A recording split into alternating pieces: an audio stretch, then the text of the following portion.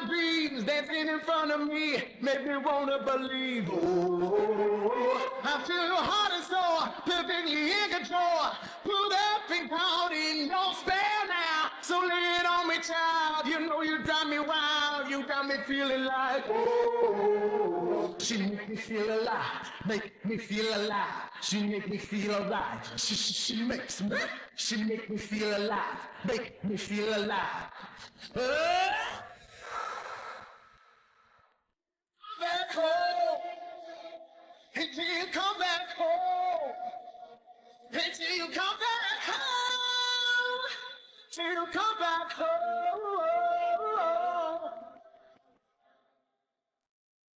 Hello and welcome back to the channel. My name is Miles. I'll be your voiceover for today, which means you've got the pleasure of not seeing my face. Today we're talking about the GH Alex LUT, which was used to grade the introduction you just saw. In fact, all of that was the GH Alex LUT with just simple luma and color corrections rather than any LUT applied on top. That was all just GH Alex basically. So full disclosure up front, I am not affiliated with the creator of the LUT, nor am I getting paid or any kind of preferable treatment from him for doing this. I paid for the LUT itself and it wasn't even given to me for free, so this is a completely honest and unbiased review. What is it and why is it worth reviewing? Well, it's a $35 LUT which is developed using an actual ARRI camera to do two things as far as I can tell. Firstly, to match the color science of the ARRI Alexa, and secondly to give you a gradual highlight roll off to make it GH5 footage more filmic. There's a good video on the website to show some example footage and a bit of blurb from the creator himself to explain how he did it using the ARRI camera. As far as I'm aware, it is only available on the GH5 for now. Last time I spoke to the creator, he was hoping for a version for the GH5S in the next couple of months. So this has the potential to make quite a fundamental change to GH5 footage. The ARRI Alexa obviously is a huge deal. It's super well known for its color science. Now obviously you're not going to get ARRI Alexa dynamic range. It's not going to hang on to the skin tones and the colors if it's underexposed or overexposed as well as the ARRI Alexa would. But this look promises as good as you can get from the GH5. And these example skin tones are really nice. You just need to look at last year's Oscar nominated films and the cameras they used to see how much of a big deal it is. And when you hear of people matching the little old GH5 to that Alexa, then you know it's kind of a big deal. So in this video I'm just going to go through some sample footage, give you my pros and cons, and let you judge for yourself on how it looks. If anyone's interested in a workflow video on how to shoot for it and also how to grade it, then please let me know in the comments and I can make that my next video. So this LUT is designed to be used in Vlog, although you can use other profiles which I'll come on to. You'll be shooting in 10-bit, so if you're recording internally to SD card, that means if you want to get 50 or 60p, should consider knocking it down from 4K to HD so you can keep that 10-bit. For the before and afters I'll show throughout the video. If it was shot in Cine D, then I'll be comparing to my own Cine D LUT that I gave away in a previous video. And if it's a Vlog shot, I'll be comparing to my own Vlog LUTs, which I've yet to release but will be doing so in a future video. So what you might notice from these before and afters is that the dynamic range is being compressed in the image. It's forcing the extreme highlights down whilst keeping contrast and making the colours kind of pastel-y. Now there is a bit of a learning curve when it comes to using these LUTs and you can't just apply them and go. There is a PDF that comes with the LUTs when you buy them, but at the moment there's only instructions for Premiere Pro or DaVinci Resolve, and it can be a bit confusing. In that PDF it shows the four main variations of the LUT that you get. It's obviously main, soft, linear and log C. Log C is kind of standalone because that actually just converts it to a different kind of log, where you'll have to grade or apply a LUT after that in order to get a Rec 709 image. But the others in theory give you a Rec 709 image, albeit you can further grade that if you like. So the differences between main, soft and linear come down to the highlight ceiling that it forces on your footage, the contrast and the saturation. So main is a healthy dose of contrast and saturation with a max IRE of 76, which means if you've got some really bright highlights in your scene, they'll be squashed down to a max IRE of 76. Soft will lift the saturation a little bit on that and the contrast,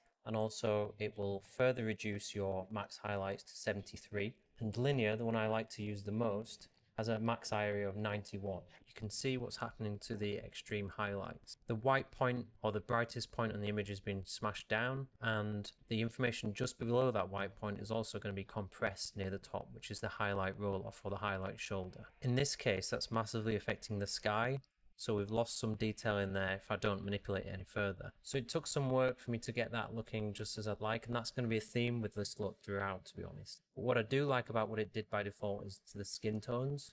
It smoothed out the contrast in skin tones and raised them a bit, which is a pleasing look but quite far from what it was shot like. So why do these LUTs bring down the highlight ceiling? Well, this is a good blog to read if you're interested in that kind of topic, and I've stolen from there an example to demonstrate why they do what they do. So as you can see from this frame from Sicario, on the left we've got some bright windows. So the thinking behind this is, if they leave this as it was shot, like on the right hand side of the screen, the highlights there completely take over the scene, and so by reducing the highlight ceiling as they do on the left, it's more of a balanced shot. There's nothing really taking over, so it lets your eyes focus on the actress. So that's the highlight ceiling, but what about highlight roll-off? Now, highlight roll-off describes the transition of strong highlights to the rest of the scene. Pixel Peepers will tell you that good highlight roll-off, where it's softer, is a sign of a better camera or a cinema camera, and cameras like the GH5 fall short by having harsher highlight roll-off. I thought this was an interesting shot to demonstrate what the LUT's doing. So this is the original Vlog shot, and just take a look at these really strong highlights coming from some spotlights above the helmet. Notice how it goes from very harsh highlights to the rest of the scene. Now if we look at the GH Alex LUT version of the same shot, we can see how that's a much softer transition. The highlight's obviously still there, but it's generally regarded as more pleasing when it's softer like this. So I did mention before that it was designed for Vlog. You can also use Cine-D or HLG, and the creators included in the LUT pack a way to convert that Cine-D or HLV footage to Vlog, where you can just grade it as normal. Cine-D is actually recommended if you're going high frame rate, and it might even be the safer option in low light. Essentially, whenever you need to shoot in 8-bit, Cine-D is the choice. Here's some before and afters from Cine-D, and you can see it does perform quite well. I've never personally come across an 8-bit shot thinking, wow, this really needed to be 10-bit, but I'm not the biggest of pixel peepers. If you are able to shoot in 10-bit and you haven't bought the Vlog upgrade, you can still make most of the maximum dynamic range the camera will give you by shooting in HLG. I don't use it a lot myself, so as you can see by these shots of mine, they are quite casual, nothing too filmic or set up. This is just to give you a flavour of what it looks like on HLG. And to be honest, probably needed more grading than I did. This is just a rough and ready, slap the LUT on and do some rough luma corrections.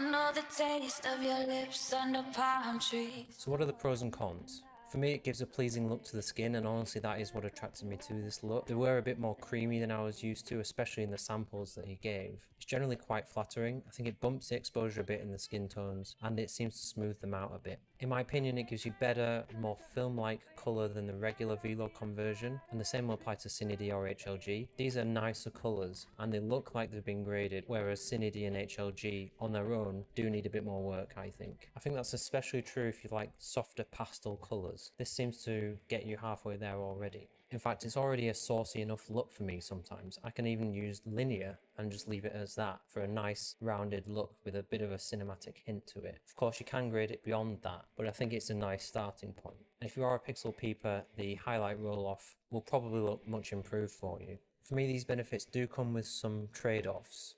First of all, I thought it was a bit expensive at $35 per LUT. And I say per LUT because there's a tungsten and a daylight version. There is a deal there to make it $60 for both, but otherwise it's $35 each. Personally, I just bought the daylight one. I think the difference will be too subtle for most to notice between the daylight and the tungsten one, if I'm honest. But despite the price, when I heard that people were actually using it to match the GH5 to the ARRI, it does kind of look like a steal. Because if you're going to grade the ARRI Log C with the ARRI Look library, which is developed by ARRI, that thing costs about $800.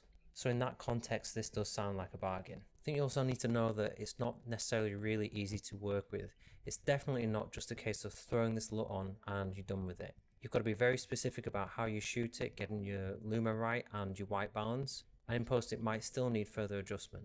If you're already committed to a log workflow, it's probably not much worse than dealing with log itself, but it does require some learning on how to expose for it and get the best results. In terms of what can go wrong when you get the exposure wrong, well, this was overexposed in camera, although I don't think anything important was clipping. So to grade this with Cine-D, I would just apply a curve like this, and then my Cine-D neutral look to give it more saturation and contrast, and I'd land somewhere like that. Whereas the GH Alex was a bit weird about it. It kind of looks like an HDR shot. We've got quite a lot of colour in the shadows, but yeah, I'm not really convinced by the colour and detail held in this building. Still needs a bit more work, I think. My final compromise I wanted to look at with the GH Alex is what it does to the skin tones. They do end up looking good, but when you first apply the LUT, I think the skin tones can look a bit pinkish. Now I'm fully accepting that might involve some user error. I suspect I might have shot this Cine D shot, for example, with -3 on the saturation rather than the recommended -5, but it is a bit of a faff then to try and correct that.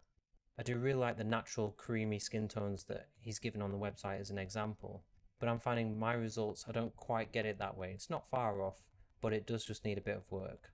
All that said, I hope I didn't come across as a Debbie Downer because I do really like this LUT and I do use it. Please go ahead and let me know what you think of the LUT in the comments below, and feel free to ask me any questions or to ask for that shoot/edit workflow in the next video.